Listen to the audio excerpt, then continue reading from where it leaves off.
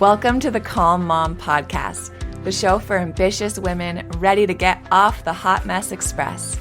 I know you've got a lot going on. You work so hard, you're raising an incredible family, and sometimes it can be overwhelming. I'm your host, Michelle Grosser.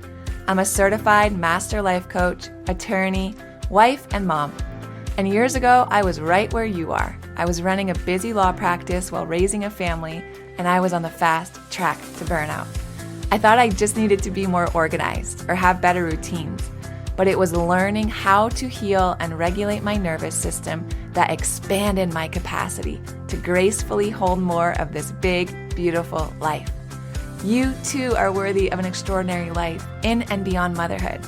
Learning to be a calm, anchoring presence in your home and at work is going to be your superpower.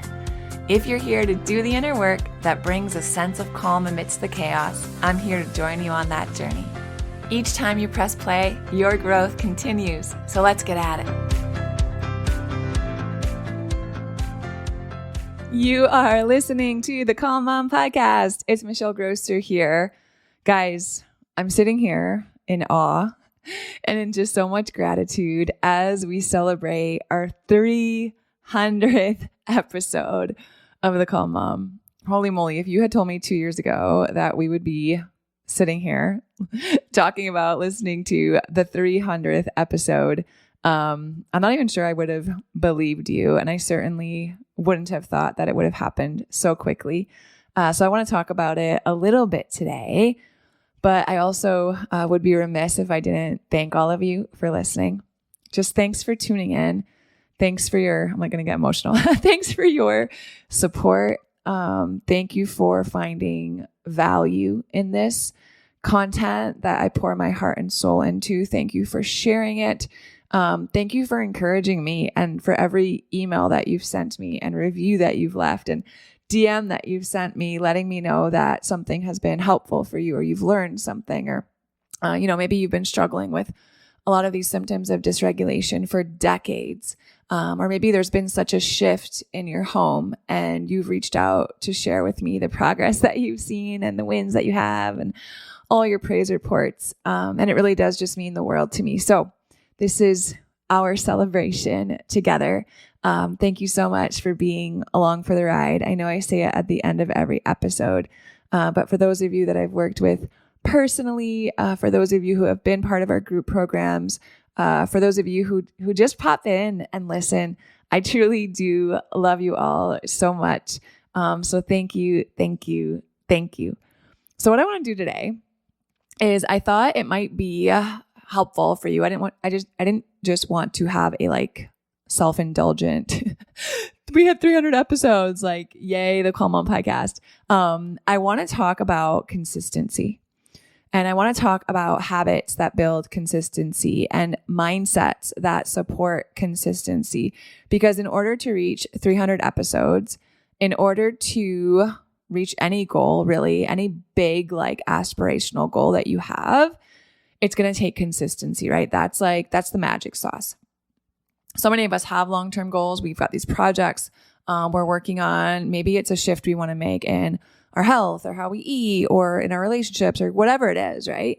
And we've got to have practical mindsets and practical habits to help us build the resilience, to stay on track, to celebrate our milestones, which is exactly what I'm doing with you today. And it's cool because we're hitting 300 episodes of the podcast. And on Sunday, I just ran the Brooklyn Half Marathon, which is also a huge win for me and something that required a lot of consistency to train for. For those of you who are runners, are long distance runners, if you've run a marathon before, man, kudos to you because you are a special and rare breed. Doing 13.1 miles was hard for me. But I did it, gosh darn it. And I felt so good afterward. And I'm so proud of myself and all the training that went into it. Even when, my hips hurt, my knees hurt, my ankles hurt, my feet hurt. I was tired. It was dark. It was raining, whatever it was, right? Got my butt out of bed and I put on my running shoes and gosh darn it, I went and was committed to my training plan. And that's really, how we end up at 300 episodes too. It's the same process. And I want to go through these 3 habits. So here's the first one. Habit number 1, if you want to stay consistent, is that you've got to commit, my friend. You've got to commit. There is a difference between thinking about doing something. There's a difference between even agreeing to do something and actually committing to it, right? Being committed to something, like being committed to this podcast, is so much more than just me like 2 years ago on a whim, like deciding to do it, right? Me committing to run a half marathon was so much more than just texting my sister back and being like, yeah, I'll run it with you. It's in whatever, 8 weeks. No big deal. I got this. That was so different. I had to have this internal shift, this internal commitment that wasn't really visible on the outside until I started showing up every single day. And my commitment became visible, right? Commitment is different than agreeing. Commitment is different than thinking about something or planning for something. It's actually following through, right? Seeing it through in the long term. And I know for me, when it comes to the podcast, I knew from the beginning that it was going to take a long time for the show to grow.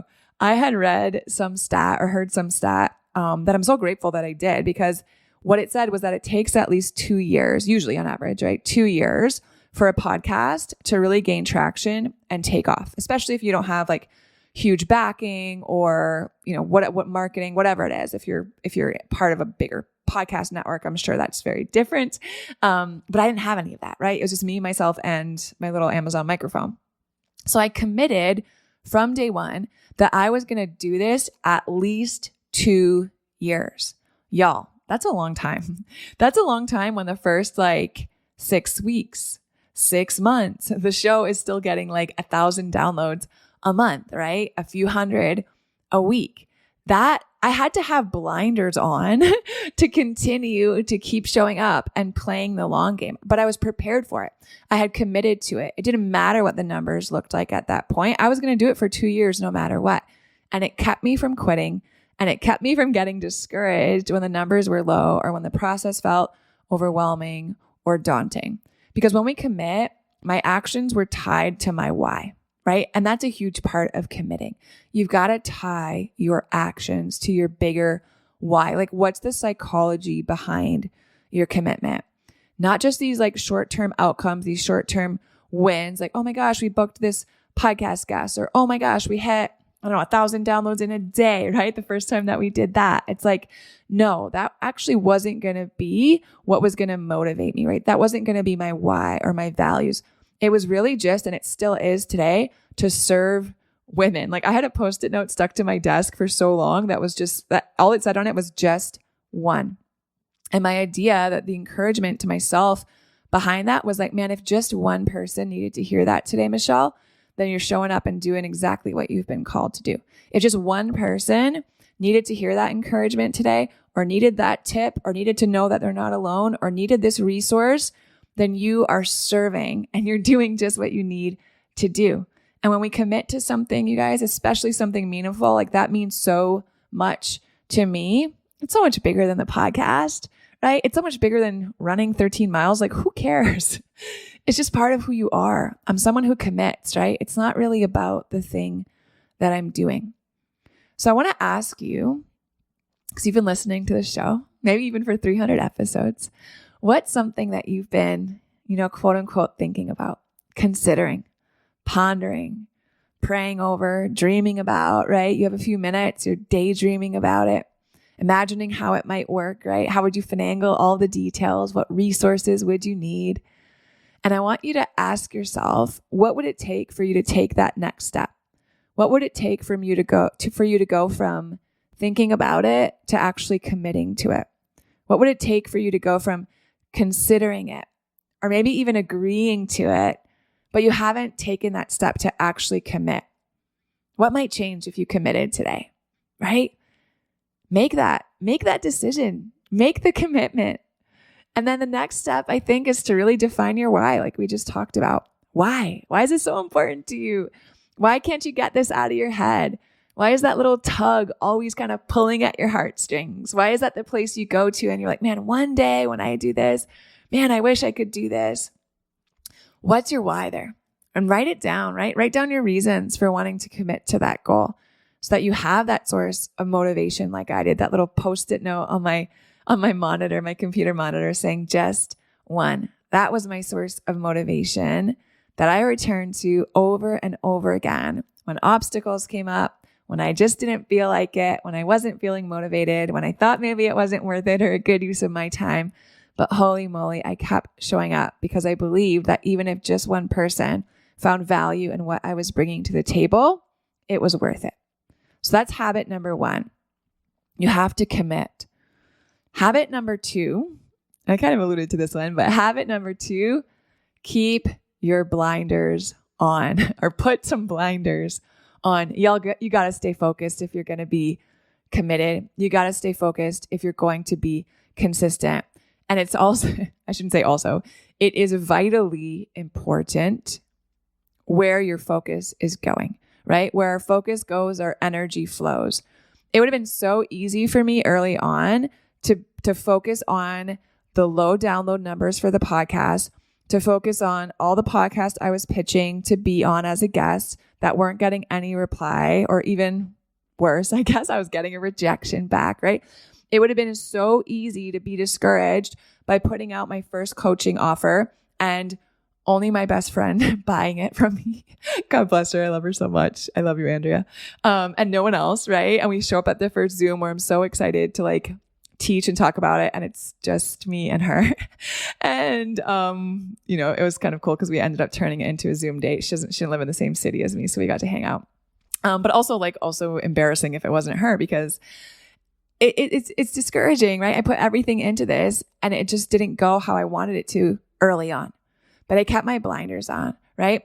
And I focused on the wins. I focused on that, one positive review that came back through the podcast app where I'm like, oh, this person that is a stranger that I don't know actually likes the podcast, right? It came up when I saw focusing every month on the uptick in download numbers and seeing the trend over time, right? Seeing that little line going up, up, up every month when I looked at the bar graph of my download numbers. Setting these small little milestones. Man, I'm going to reach, 10,000 downloads this month, 30,000 downloads this month, and celebrating the living daylights out of that, right? Kept my blinders on and watched my show climb the ranks, right? We started out and we were not even ranking. And then we were in the top 200 in the country.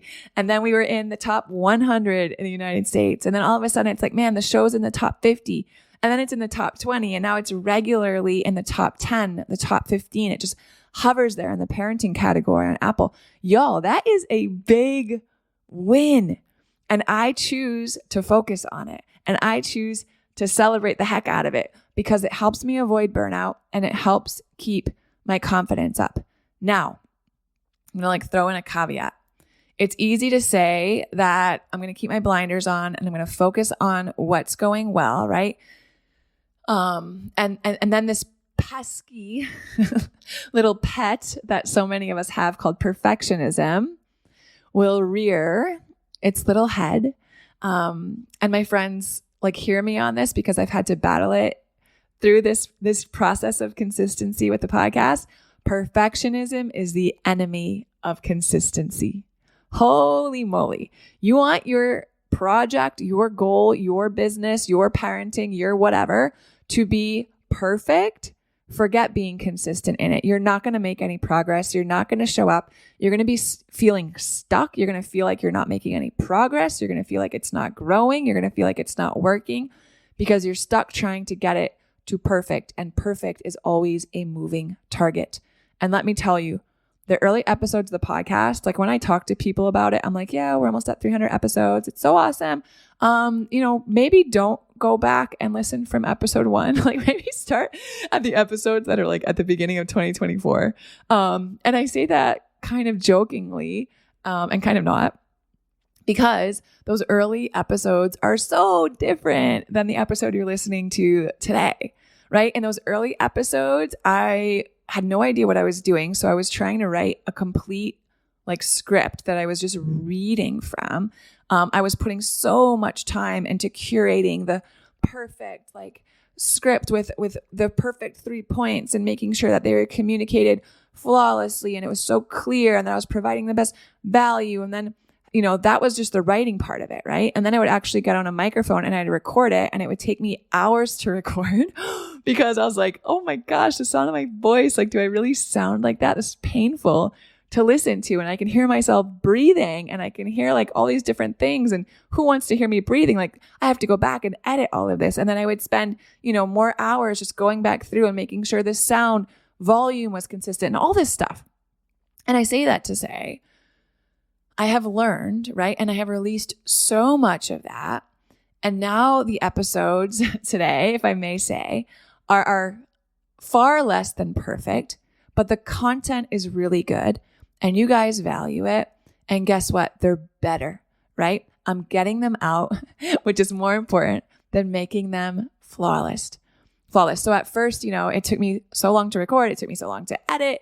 It took me so long to write. But eventually I set some time limits and I set some boundaries for myself. And I'm like, all right, you have 1 hour to write this episode and you have 1 hour to record it. And then you have 30 minutes to edit it. And then it's got to go out. Done is better than perfect. Girl, you got to make some progress. And I did, right? And what happened is that it showed that people, and when I say people, I mean you listening, you're like me.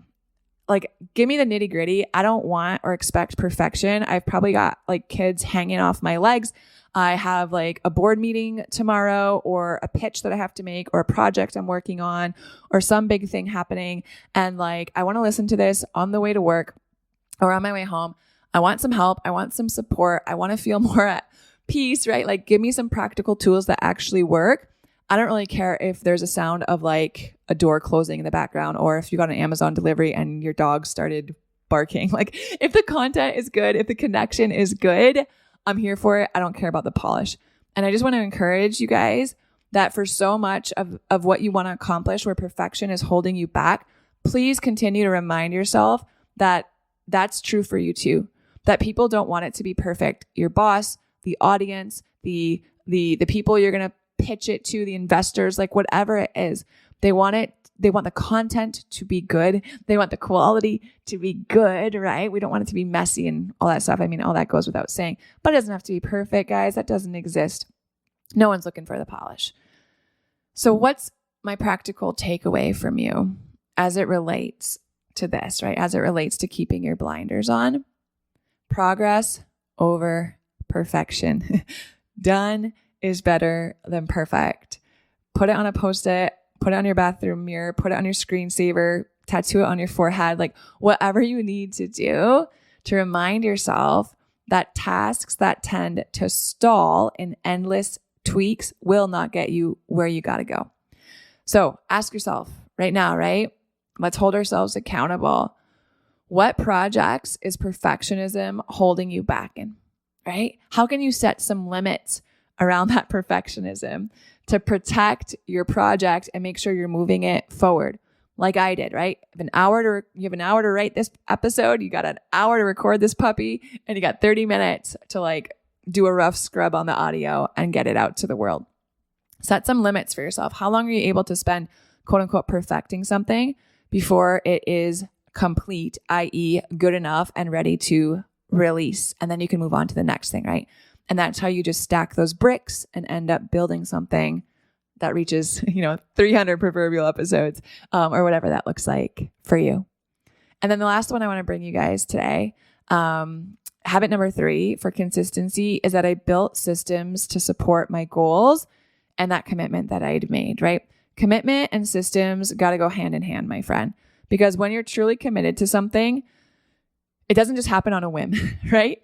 It doesn't rely on your mood. It doesn't rely on you being motivated. I mean, I think about things that I've committed to running this half marathon. Like, if I only trained for that marathon when I was in the mood to go run, if I only trained for that marathon when I was in the mood to like where I felt motivated to do it, it wouldn't have happened. Like, let's just be real. It wouldn't have happened.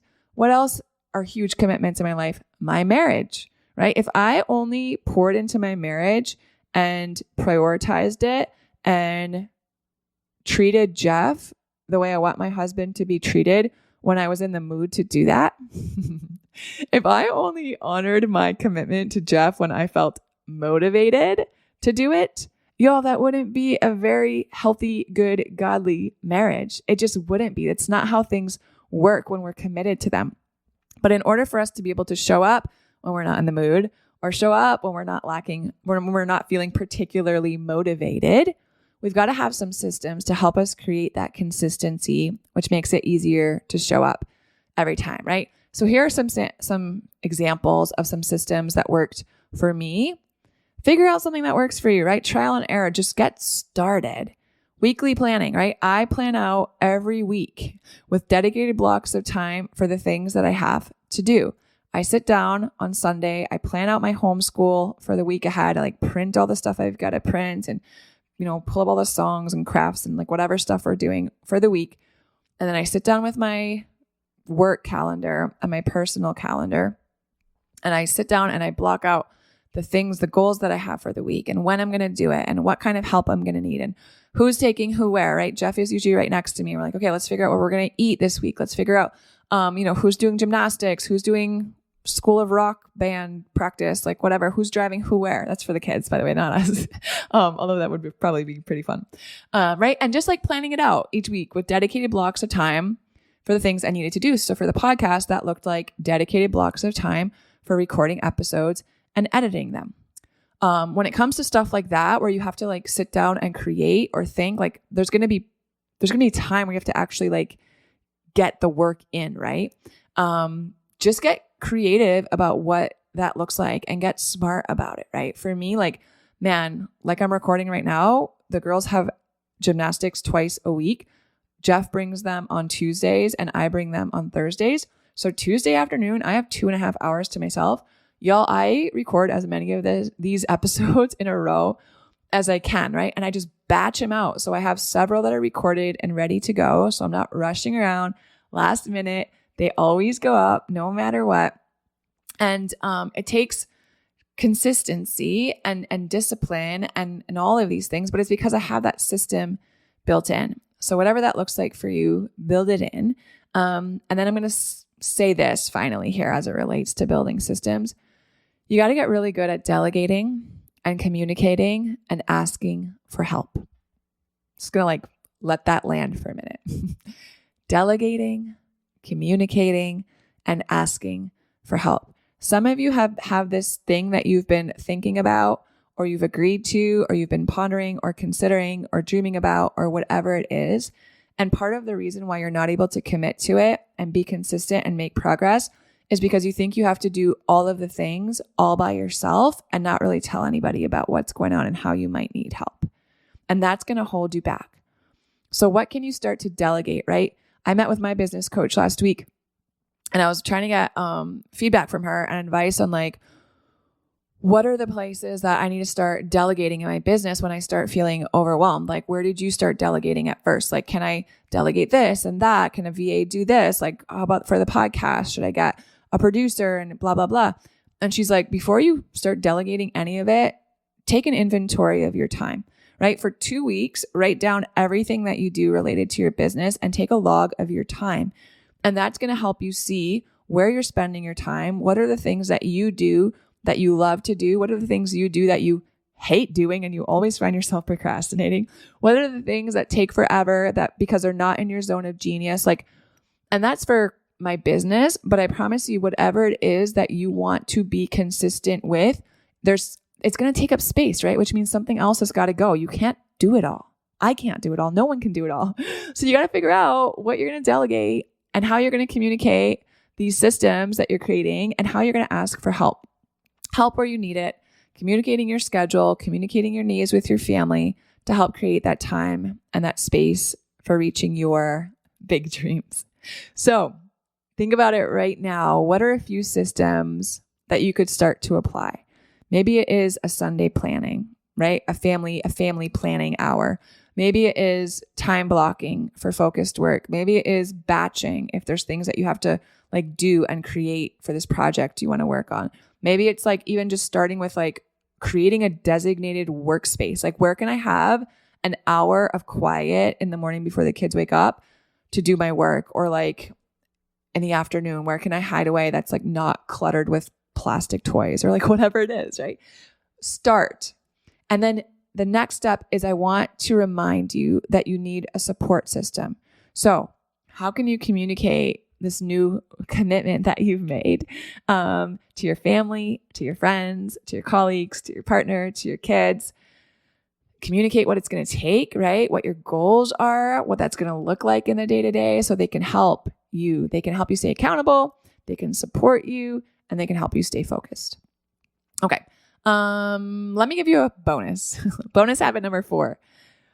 I think it's really important to mention this too, especially with the podcast, but I think with life, with parenting, with marriage, with my businesses, one of the habits that has brought me the most quote unquote success is that I have had the ability, I've grown the ability to stay flexible and remain committed at the same time. Flexible and commitment, right? Flexibility and commitment. Those things can coexist. They are not mutually exclusive. Because you are committed to something doesn't mean that you have to stay so rigid in how it's going to happen.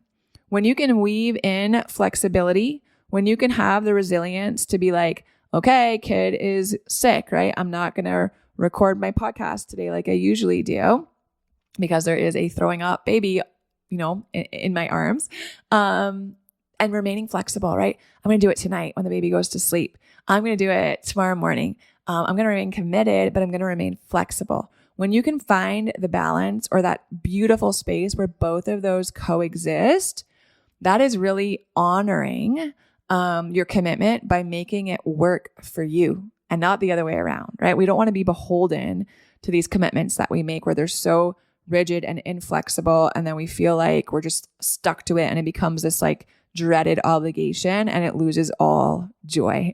So when we can stay flexible in our commitments, even with the podcast, right? I started out, the podcast was Monday, Wednesday, Friday. It was 3 days a week, you guys. And that felt good for me at that time. And then the business started picking up, coaching started picking up, one-on-one coaching started picking up. There was hurricanes. So my law firm, I do property damage litigation, right? That started going crazy. And I just had more people I was managing. And then, we planted a church. So we had a whole ministry. And it was a lot. So what did I do? I stayed committed to the podcast. Episodes went out consistently, but instead of doing them on Monday, Wednesday, Friday, I started doing them on Tuesdays and Fridays. And that cadence of releasing episodes worked so much better for me. And just taking out one episode a week freed up so much time I didn't realize. And if I ever wanted to do a third weekly episode and do something really quick or short or last minute or post it for you guys, guess what? I can do that because there's no rules in podcasting. I'm staying flexible and committed at the same time. So that's what flexibility allows you to do, right? We can create in a way that fits our life. I know you guys have as many moving parts as I do, right? But I want to stay consistent. I want you to stay consistent. And I want us to be able to do all of this while avoiding burnout. So just a reminder, especially for those of you who've taken my personality pattern quiz and tend to run the rigid pattern like moi, that sometimes this can, take some work to come against the rigidity of being committed to something. But honestly, learning to be flexible with it and staying adaptable will help sustain you in the long run. So that's my takeaway here, right? Your goals should fit into your life, not the other way around. So I wonder where in your new commitment or this re-honoring of a commitment that you have, could you adjust your approach to really fit your needs while still honoring your commitment? Okay. That's what I've got for you guys. 3 habits. You're going to stay committed fully to the long game. You're going to keep your blinders on, stay focused on the good things, celebrate the wins, overcome your perfectionism. And then finally, you're going to build these systems that are going to support your goals, and you're going to ask for help, and you're going to delegate, and you're going to do it all with flexibility. All right, my friends. Just thanks. Thanks again for 300 episodes. I say it probably not enough, but I truly do have the best audience, the best community, the best listeners in the whole entire world. I'm so genuinely grateful for all of you, all your support, all your shares, all your feedback. all your love. I'm so acutely aware that none of this would be possible without you. I would not have been able to reach this milestone and everything that's coming without your support. So I love you all so much. I'm so grateful for you. I'm sending you all the good things. Be well, my friends. I'll talk to you soon. If you love Mommy's Podcast, leave a review. If you enjoyed this episode, it would be so awesome if you could take a moment to subscribe and rate the podcast. And if you have just a few more seconds to leave a quick review, they really help to get this podcast out to other moms like you. I read every last review, and trust me, when it's late at night or early in the morning before my kids get up and I'm working on bringing you all of this content, your reviews are what keep me going. Leaving a review is truly the best way you can thank me. And of course, DM me on Instagram. I love to hear from you. Thanks for listening to another episode. Head over to the show notes for this episode and all past episodes at michellegrosser.com, where you'll find free resources and more ways to connect with me. If you love the show, share it with a friend. Thanks again for tuning in. We'll see you next time.